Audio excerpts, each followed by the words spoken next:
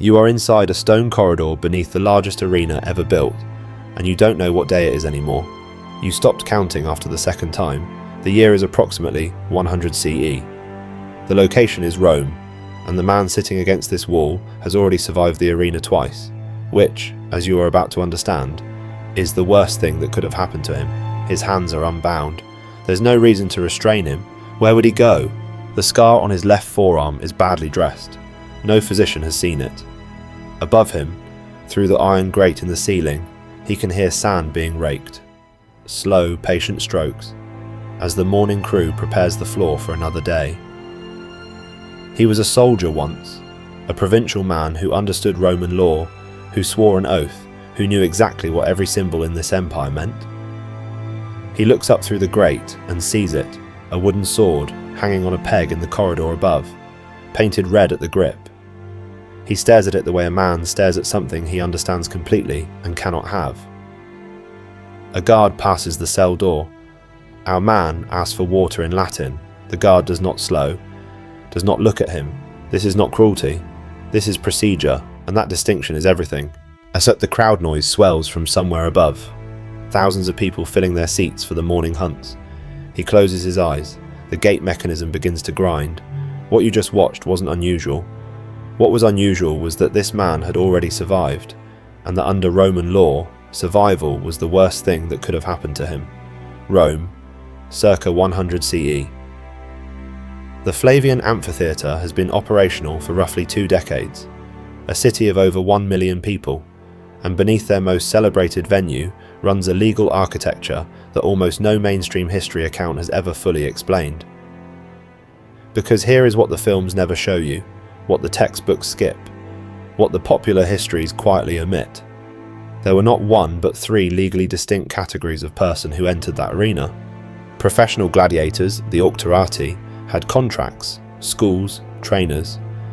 They carried the theoretical possibility of freedom. Beast fighters occupied a middle tier, and then there was a third category, the one that changes everything, the Noxii, the condemned, men and women sentenced under Roman law to damnatio ad ludum, condemnation to the arena games, and the distinction wasn't just social, it was written into the legal code. The Digest of Justinian, codifying centuries of earlier Roman law, is explicit. The condemned had been stripped of caput, their legal personhood, not their body, their legal existence, civic status, gone, family rights, gone, property, gone. They were, in the precise language of Roman jurisprudence, already dead before the gate opened, which means what the crowd believed it was watching, a contest, a test of courage, was legally an execution. The entertainment was the mechanism of a sentence already handed down, and surviving it discharged nothing. The sentence remained. The man in the sand remained guilty, legally, permanently, inescapably guilty. Well, so what happened to the ones who kept winning? The Romans had a word for the condemned, not gladiators, not fighters, Noxii, the guilty. And the law said their guilt could only be discharged one way. If you want history told the way it actually happened, not the version that was cleaned up for school, subscribe now and stay with us.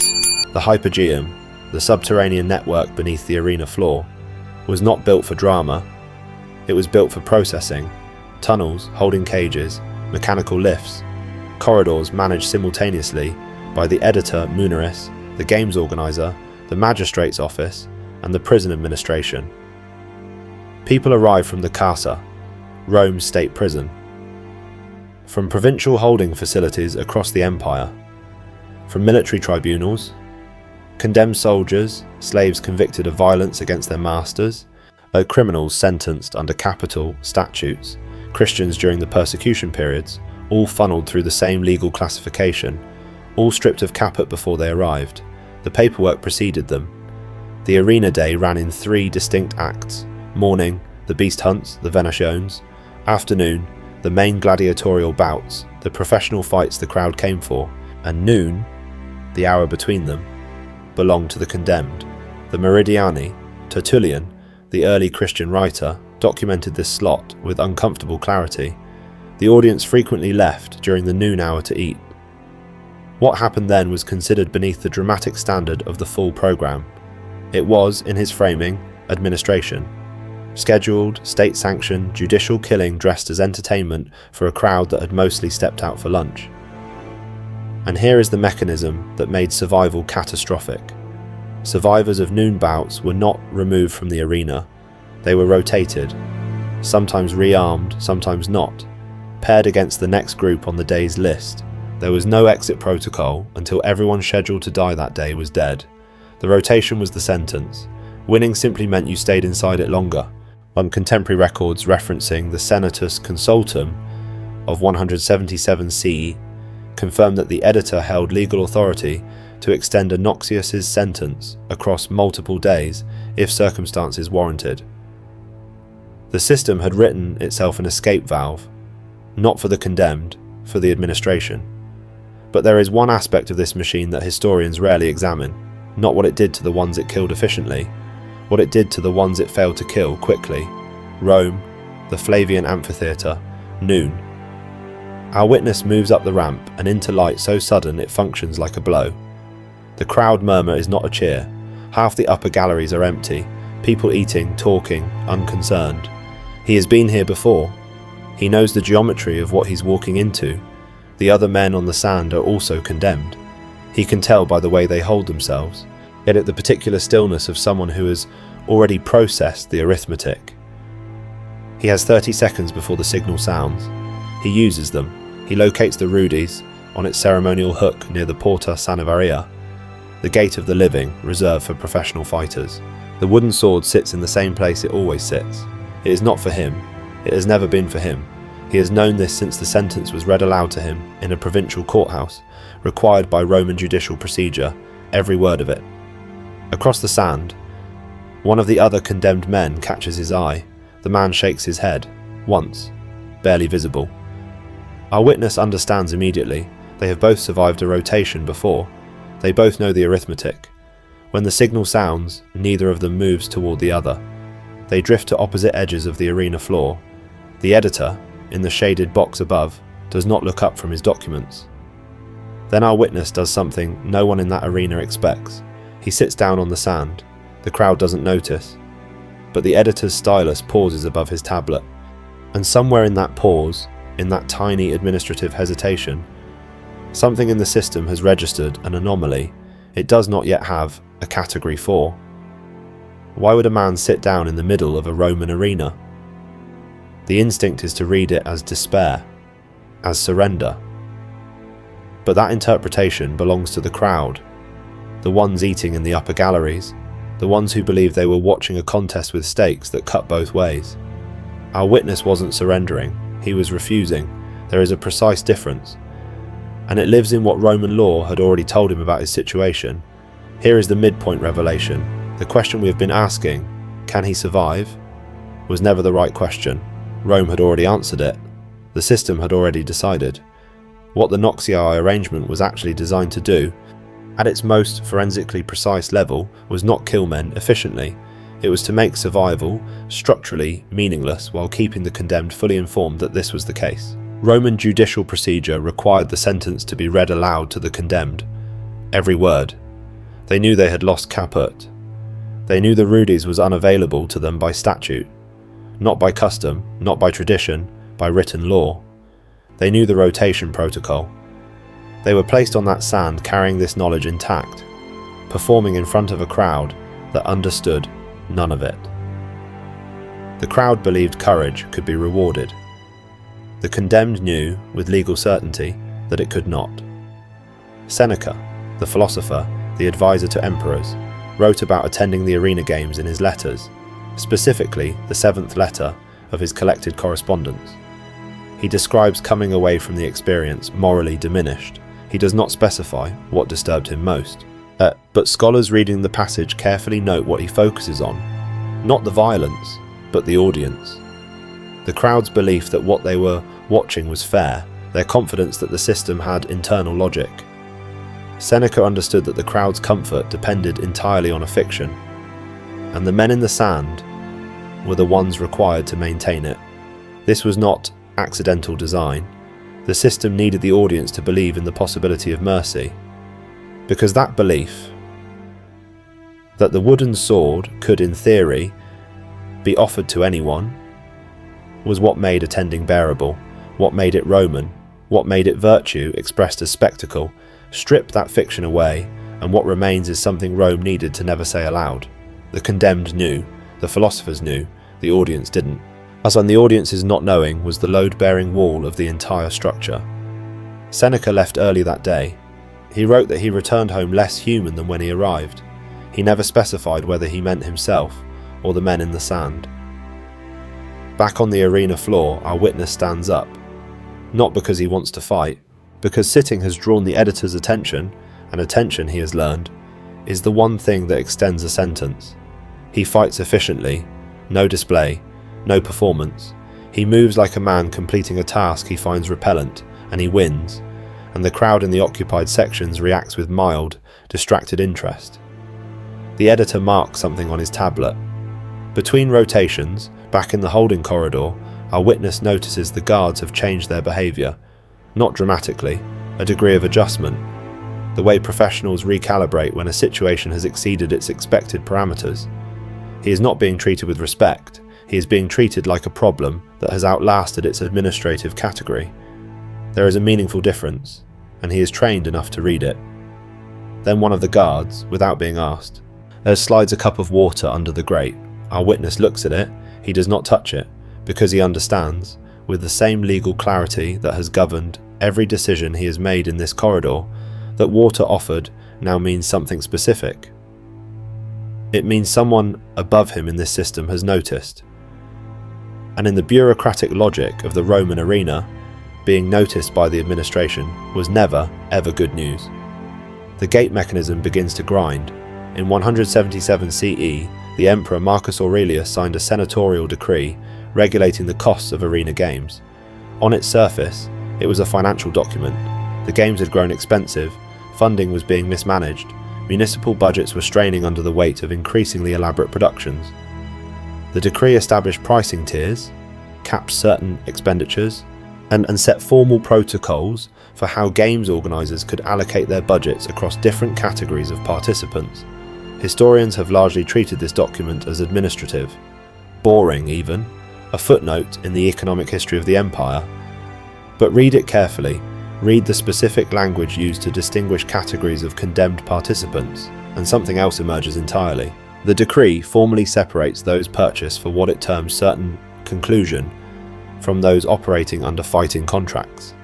And embedded in its financial protocols is a provision that changes the meaning of everything we have watched. An editor who wished to retain a condemned participant beyond the implied schedule of their sentence, beyond the day's rotation list, was required to formally petition the magistrate's office and pay an additional fee. There was a line item in Roman imperial law for extending a condemned person's time in the arena, not as mercy, as a commercial transaction. If you became entertaining enough, if you survived enough rotations to attract the distracted attention of the upper galleries, the administration could purchase more of your suffering, legally, with documentation, filed in triplicate with the magistrate's office. Contemporary sources, including references preserved in the later historical record by Cassius Dio, gesture toward individuals, never named, never afforded that much, described as Noxii, who survived enough rotations to become informal attractions. The noon crowd that usually left for lunch began staying. Editors recouped losses on underperforming morning hunts. These men were used until there was nothing left to use. The Rudies was never discussed in connection with any of them. It could not be. The law remained the law. The question was never whether the condemned would die in the arena. The question was whether someone had decided they were worth keeping alive a little longer first. The fourth rotation ends. Our witness is back in the corridor. The peg above the adjacent cell is bare. What the professional gladiator, who occupied that space, fought his afternoon bout, while our witness was below ground running his third and fourth rotations. The crowd's roar reached him even through the stone. A specific cadence he has learned to read. That particular sound means a man has been handed the wooden sword, granted his freedom, released from the system by the formal gesture of an object being placed in his hands. The cell beside his is empty now. The peg is empty. Our witness sits with this information. Then the guard comes, not with rotation instructions, not with a schedule, with a document. stamped, formal. The editor has filed the petition, the magistrate's office has approved the extension. Our witness will return to the noon slot tomorrow. And the day after. The paperwork is complete. He is, in the precise administrative language of the Roman state, too valuable to conclude on schedule.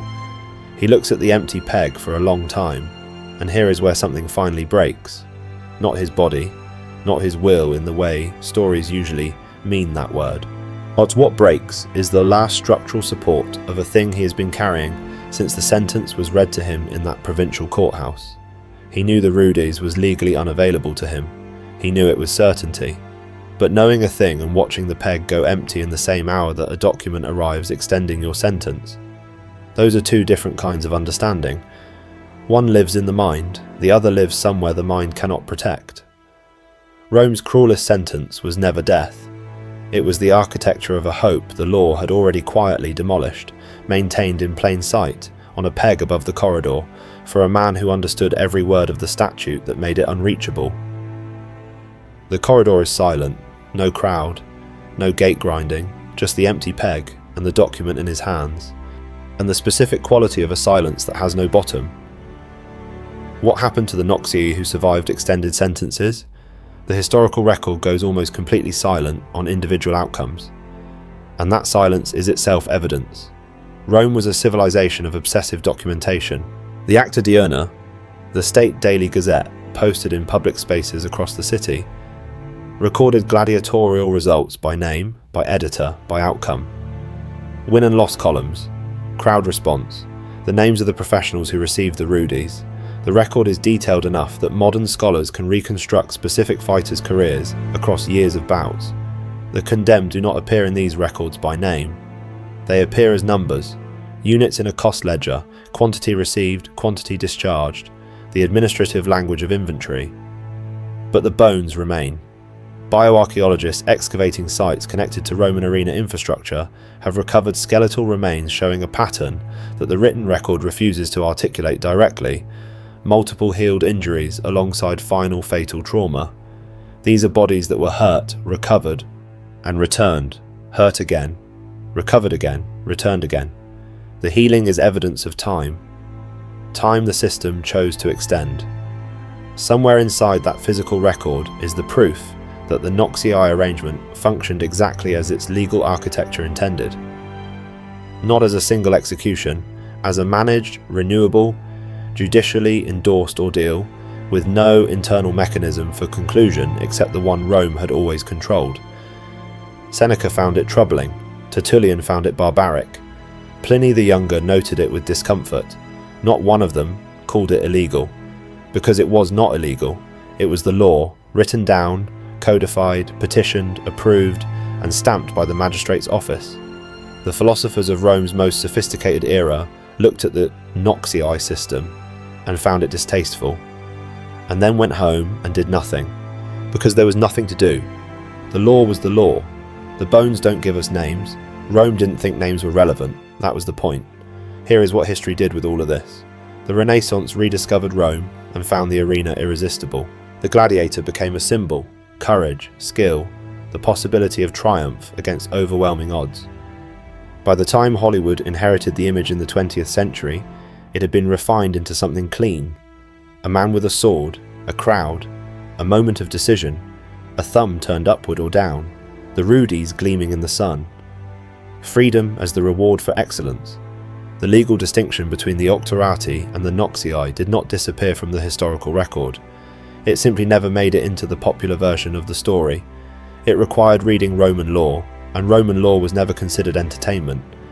So the condemned were absorbed into the background of every film, every novel, every documentary that centered the professionals, present in the crowd scenes, nameless, part of the atmosphere, exactly as Rome had recorded them.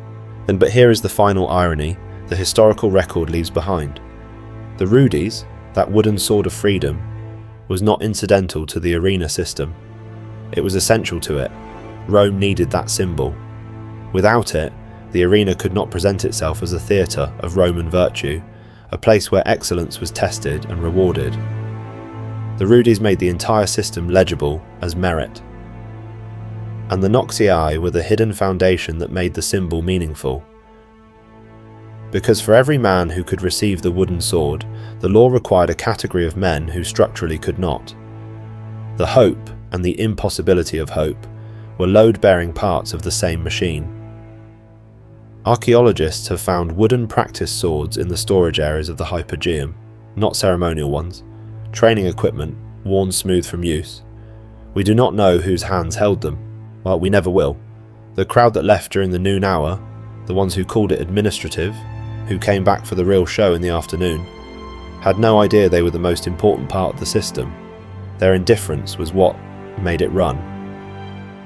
I keep thinking about that, because so did ours.